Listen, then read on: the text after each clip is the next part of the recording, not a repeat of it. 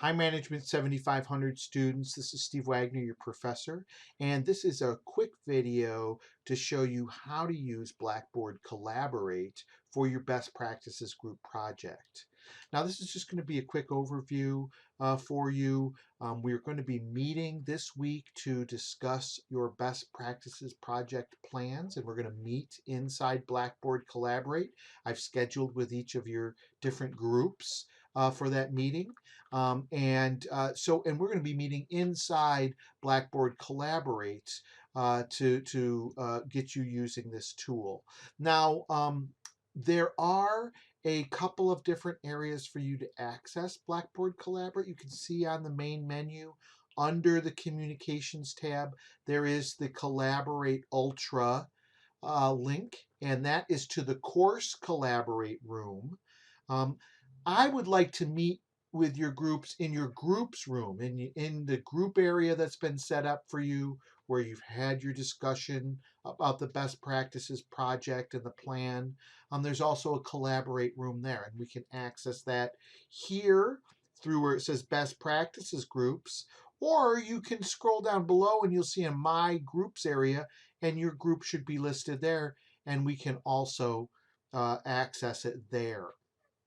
Now, if we do that, you will see your group area, and as you scroll down, you'll see the group tools, and there is a tab to collaborate, and this is where I'd like to meet with your group for the talking about the project plan this week. And so you're going to navigate to here, okay, and you can see this is your group room. It's got an area where you can join the room here. It's also got an area where you've got any recordings, and we'll talk about recordings, but when you come into the group area, if you wanted to look for recordings, that's where you would look. Okay, so we'll click on Join Room, and it will start activating Blackboard Collaborate. It's going to ask us for permission to use our microphone and our webcam. And it may look a little different if you're using a different browser than I am. Generally, I would recommend that you use either Chrome or Firefox when using Blackboard. Um, Again, using different browsers might differ the appearance a little bit, but the same functions are there. Okay. When we get in here, we're in this room. There's three main areas to look at. Okay. One is at the bottom in the center, and I can here share my audio. And now, if I was in this meeting, people could hear me, and I could tell that you see the meter on the microphone is going up and down. That shows that my microphone is working. I can click on share video, and I would allow Collaborate to use my webcam picture, and then I would share that. Okay, and there it goes down on there, and it can take different views and in different settings of Collaborate, of course. There are also other options here. If you are in a meeting and you need to get someone's attention, you can raise your hand. There's also different emoticons for reactions or agreeing and disagreeing to a question, other things like that. So this center area is one area. The upper left, where they've got these three lines, this is another group of functions, but really the main one important here is for starting your recording. Okay, so you can start a recording. We'll record your final presentations. If we're having group meetings, sometimes we might want to have a recording if one of our members is missing. Okay, or you might want to practice your portion of the presentation and record it and go back and watch it to see areas you might improve. Okay, so there's good areas for recording. There's some other things here, like you can use your phone for audio, and it gives you some numbers to call for that. But hopefully your connection works and you don't have to use that. And really, you would just use this area here for recording. Now, in the bottom right-hand corner, in the bottom left, there are some other areas here. With the cartoon bubble, you can chat. Okay, and that's a nice function.